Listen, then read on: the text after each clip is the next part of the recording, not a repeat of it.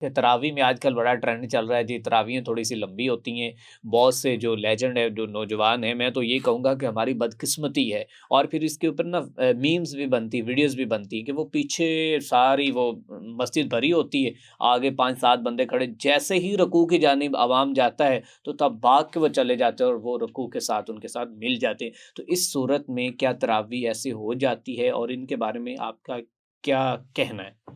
تراویح بہت بڑی عبادت ہے اور اتنا ذوق اور شوق ہے کہ مومن اس کے لیے ترس رہا ہوتا ہے، مسجدوں کو سجایا جا رہا ہوتا ہے کہ تراویح کا اہتمام ہونا ہے، امام سلیکٹ ہو رہے ہوتے ہیں کہ ہم نے خوبصورت آواز والے امام کے پیچھے تراویح پڑھنی ہے، قرآن کی تلاوت۔ یہ کیسی بات ہے کہ دن کو بندہ بھوکا پیاسا ہو اور رات کو ہاتھ باندھ کے قیدی کا منظر پیش کر رہا ہو، اللہ کی بارگاہ میں کھڑا ہو کے قرآن سن رہا ہو، تو رحمتوں کا نزول۔ اور پھر پیچھے ہم دیکھتے ہیں کہ مساجد میں نوجوان بیٹھے ہیں،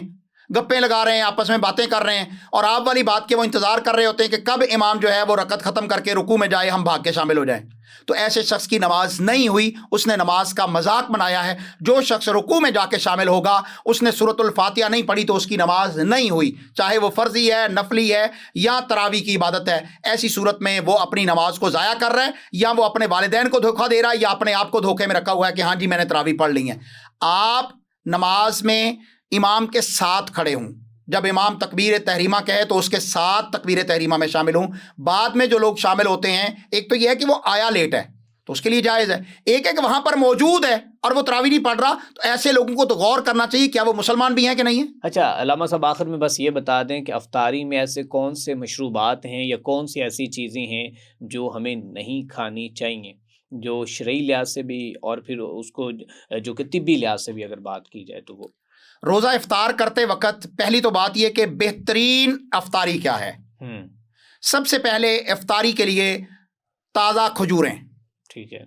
کھجور میں اللہ تعالیٰ نے ہر چیز کی انرجی رکھی ہے، وٹامنز ہیں، کیلشیمز ہیں، پروٹینز ہیں، ٹھیک ہے۔ آپ کے سارا دن کا بھوکا میدا، اس کو جیسے ہی کھجور ملے گی اور وہ تر ہو، تازہ ہو، تو وہ آپ کے جسم کے لیے انرجی ہے، بوسٹر ہے۔ اور اگر آپ کو تر کھجور نہیں ہے تو پھر جو خشک کھجور ہوتی ہے یہ بہترین ہے۔ اگر یہ بھی نہیں ملی، کھجور نہیں ملی آپ کو، نہ تازہ نہ خشک کھجور، تو پھر آپ کے لیے بہترین جو ہے وہ پانی ہے، ٹھیک ہے۔ عام طور پر لوگ روزہ افطار کرتے ہوئے رسول اللہ صلی اللہ علیہ وسلم کی سنت کی مخالفت کر رہے ہوتے ہیں، اور وہ روزہ افطار کرنے کے لیے نمک رکھا ہوتا ہے، سالٹ رکھا ہوتا ہے، اس کو جو ہے اس کے ساتھ روزہ افطار کرتے ہیں۔ تو نمک کے ساتھ روزہ افطار کرنا کوئی سنت نہیں ہے، بلکہ بدعت ہے، گناہ ہے۔ نبی رحمت صلی اللہ علیہ وسلم سے کھجور کے ساتھ روزہ افطار کرنا یہ افضل عمل ہے۔ کھجور نہیں ہے تو پھر پانی کے ساتھ، پانی میں روح افزا بھی ہو سکتا ہے، پانی میں جناب کچی لسی بھی دودھ والی ہو سکتی ہے، یا عام پانی، سادہ پانی بھی ہو سکتا ہے، یا کوئی اور بوتل بھی ہو سکتی ہے۔ لیکن روزے کی حالت میں بالخصوص آپ نے سارا دن بھوکے پیاسے رہے، آپ کے کڈنی جو ہیں وہ ڈی ہائیڈریٹ ہوئے ہیں، ایسی صورت میں اگر آپ کولڈ ڈرنک لیتے ہیں، 7 اپ، اسپرائٹ، کوکا کولا، پیپسی، تو آپ کے کڈنی فیلئر کا 99% چانس ہے۔ یہ طبی ماہرین کہتے ہیں، جو گردے کے اسپیشلسٹ ہیں وہ اسپیشل طور پر یہ پیغام دیتے ہیں کہ روزے کو افطاری کے وقت آپ نے کولڈ ڈرنکس کا استعمال نہیں کرنا، سادہ پانی لیں، آپ کا روزہ افطار ہو جائے گا، بہترین ہو جائے گا۔ اور روزے کی حالت میں آپ جس طرح حرام سے رکے ہوئے ہیں، کچھ لوگ روزہ افطار کرتے ہیں سگریٹ کے کش کے ساتھ، ٹھیک ہے، تو آپ نے روزہ رکھا ہی نہیں ہے، آپ نے روزے کو سمجھا ہی نہیں ہے۔ سگریٹ حرام ہے، مکروہ نہیں ہے، حرام ہے۔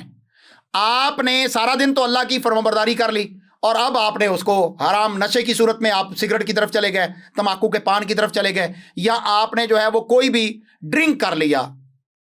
شراب وغیرہ پی لی، تو آپ کا روزہ نہیں ہوا،